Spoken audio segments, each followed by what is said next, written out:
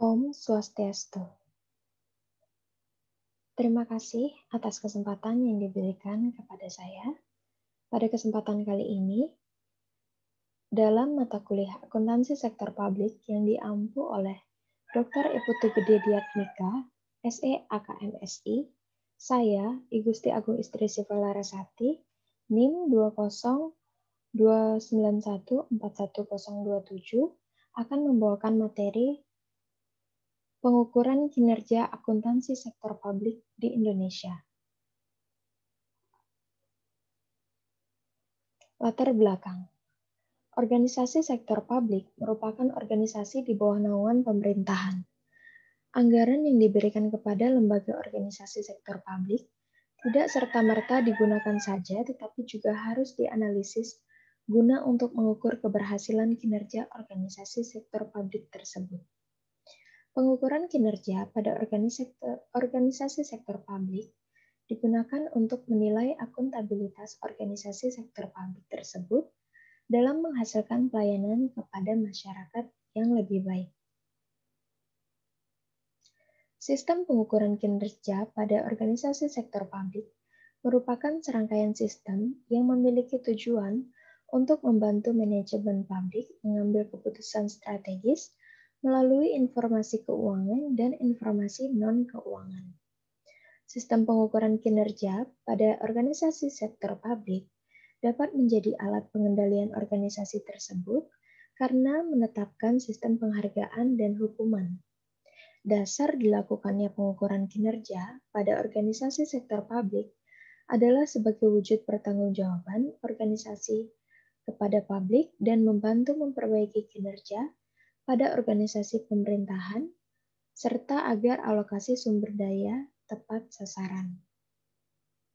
Berdasarkan latar belakang tersebut, maka rumusan masalah dalam paper ini ialah bagaimanakah pengukuran kinerja akuntansi sektor publik di Indonesia, dan tujuan penulisannya ialah untuk mengetahui bagaimana pengukuran kinerja akuntansi sektor publik di Indonesia.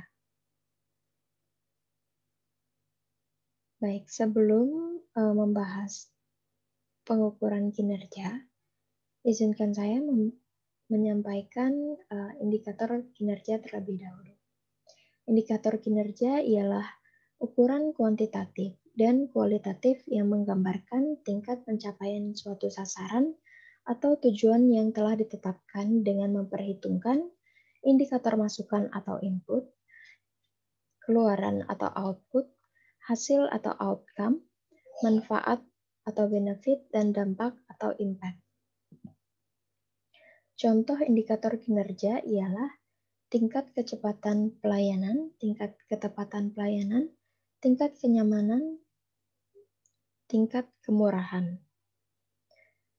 Indikator kinerja juga memiliki syarat-syarat, peran, manfaat, dan proses penyusunannya. Namun pada kesempatan kali ini tidak saya bahas dan telah tersedia pada paper yang saya kerjakan.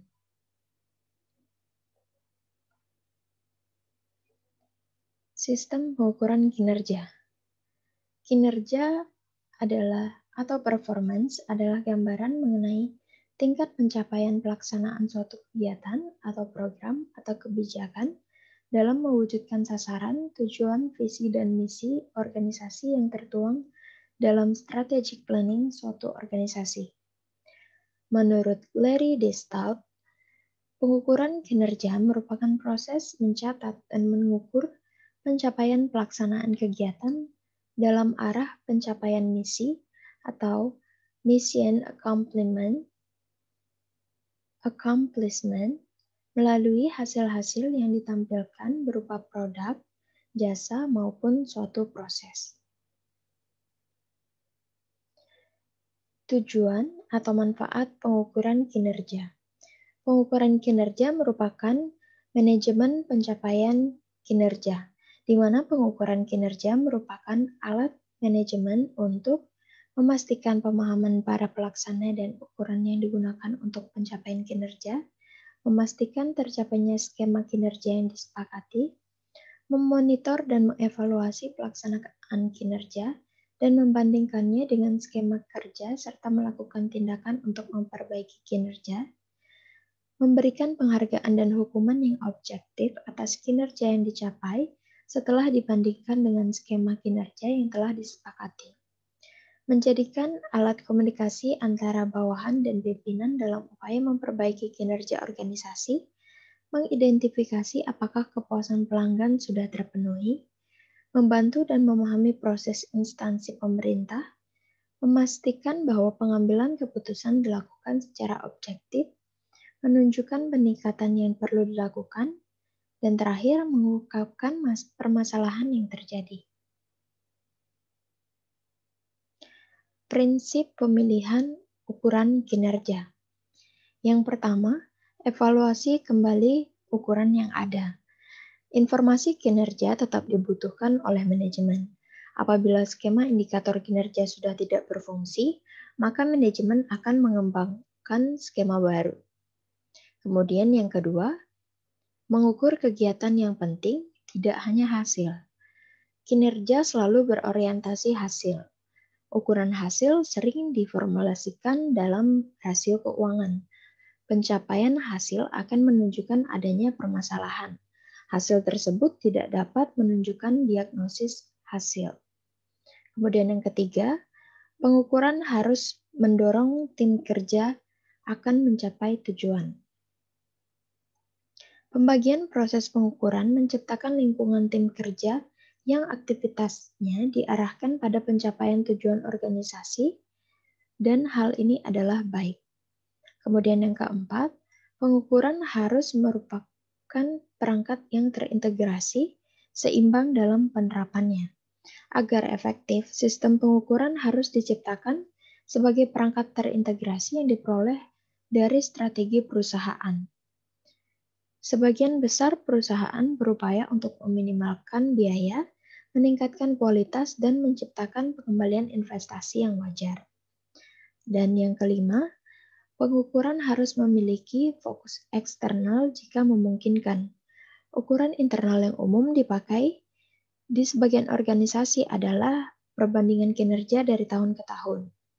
Suatu perbandingan tertentu dapat dilakukan ke tingkat mikro, divisi, departemen, dan kelompok.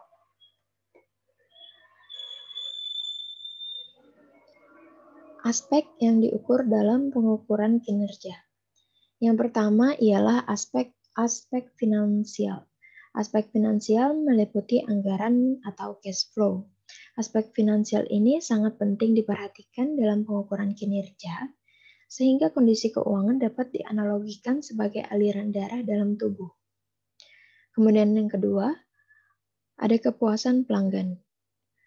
Dalam globalisasi perdagangan, peran dan posisi pelanggan sangat krusial dalam penentuan strategi perusahaan. Kemudian yang ketiga, operasi bisnis dan internal. Informasi operasi bisnis internal diperlukan untuk memastikan bahwa seluruh kegiatan organisasi untuk mencapai tujuan dan sasaran organisasi tercantum dalam skema strategis. Kemudian yang keempat, ada kepuasan pegawai. Apabila pegawai tidak dikelola dengan baik, maka kehancuran perusahaan sulit untuk dihindari. Yang kelima, ada kepuasan komunitas dan stakeholder.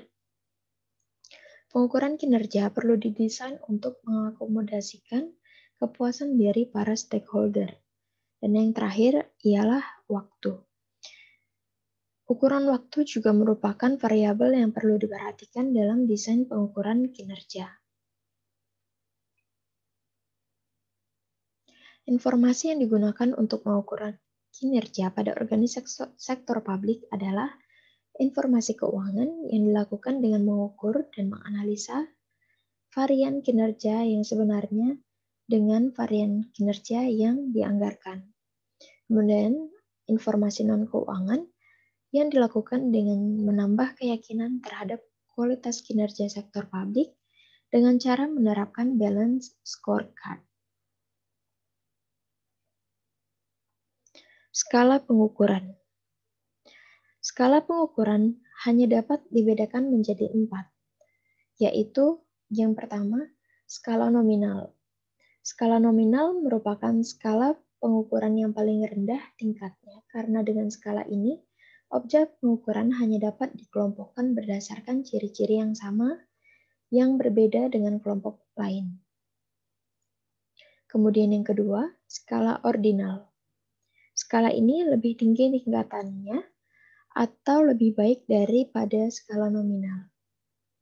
Karena selain mempunyai ciri-ciri yang sama dengan skala nominal, yaitu dapat menggolongkan objek dalam golongan-golongan yang berbeda, serta mempunyai kelebihan yaitu bahwa golongan-golongan atau klasifikasi dalam skala ordinal dapat dibedakan tingkatnya. Kemudian yang ketiga, ada skala interval. Skala ini memiliki ciri yang sama dengan nominal. Kelebihannya mempunyai unit pengukuran yang sama sehingga jarak antara satu titik dengan titik yang lain atau antara satu golongan dengan golongan lain dapat diketahui. Kemudian yang keempat, ada skala rasio. Skala yang tertinggi tingkatannya karena selain mempunyai kesamaan dengan skala interval, juga mempunyai ciri yang dimiliki oleh semua skala di bawahnya. Siklus pengukuran kinerja. Terdapat 5 tahap untuk melakukan pengukuran kinerja. Yang pertama, perencanaan strategi berkenaan dengan visi, misi, tujuan, dan sasaran, kebijakan, program operasional, dan kegiatan. Yang kedua, penciptaan indikator kinerja. Indikator yang mudah adalah untuk aktivitas yang dapat dihitung, misalnya jumlah klaim yang diproses. Ada beberapa aktivitas dari beberapa jenis program yang dilaksanakan dalam proses ini untuk menghasilkan indikator kinerja, berupa input, proses, output, outcome, benefit, dan impact. Kemudian yang ketiga, mengembangkan sistem pengukuran kinerja. Ada 3 kegiatan dalam tahap ini. Yang pertama, meyakinkan keberadaan data yang diperlukan dalam siklus pengukuran kinerja. Kedua, mengukur kinerja dengan data yang tersedia dan data yang dapat dikumpulkan. Ketiga, penggunaan data pengukuran kinerja dihimpun harus dipresentasikan dalam cara-cara yang dapat dimengerti dan bermanfaat. Keempat, penyempurnaan ukuran. Pada tahap ini, pemikiran kembali atas indikator hasil dan indikator dampak menjadi lebih penting dibandingkan pemikiran kembali atas indikator masukan dan keluaran. Dan yang terakhir, pengintegrasian dengan proses manajemen. Penggunaan data organisasi dapat dijadikan alat untuk memotivasi tindakan dalam organisasi. Teknologi pengukuran kinerja merupakan teknologi yang sering digunakan dalam pengukuran kinerja akuntansi sektor publik di Indonesia. Yang pertama, Balance Scorecard atau BSC. Di dalam BSC terdapat 4 perspektif yang dinilai, yaitu pertama, perspektif keuangan yang memberikan penilaian terhadap target keuangan yang dicapai oleh organisasi dalam mewujudkan visinya. Yang kedua, perspektif konsumen yang memberikan penilaian terhadap segmen pasar yang dituju dan tuntutan customer beserta tuntutan kebutuhan yang dilayani oleh organisasi dalam upaya mencapai sasaran keuangan.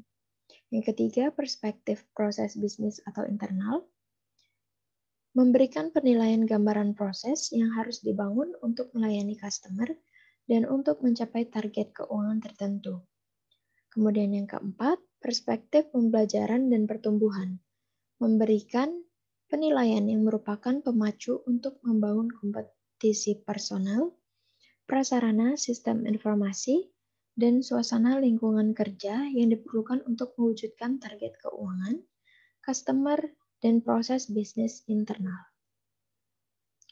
Kemudian yang kedua, ada penilaian value of money atau 3E, yakni ekonomi, efisiensi, dan efektivitas. Tolak ukur dalam anggaran belanja suatu organisasi, baik organisasi yang berorientasi laba atau swasta maupun organisasi non-profit sektor publik, adalah value for money, meliputi penilaian efisiensi, efektivitas, dan ekonomi. Indikator kinerja yang dalam suatu organisasi menggunakan value of money harus menggambarkan pencapaian tingkat pelayanan pada biaya ekonomi yang terbaik atau economical cost. Ini berarti unit biaya yang rendah tidak selalu menggambarkan value for money yang terbaik, karena dengan biaya yang termurah tidak selalu merupakan yang terbaik.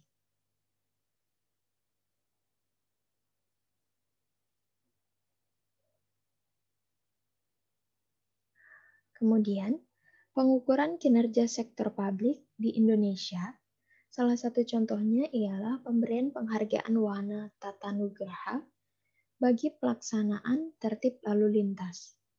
Pemberian penghargaan Wahana Tatanugraha merupakan sarana pemerintah dalam mewujudkan tertib lalu lintas dan angkutan jalan.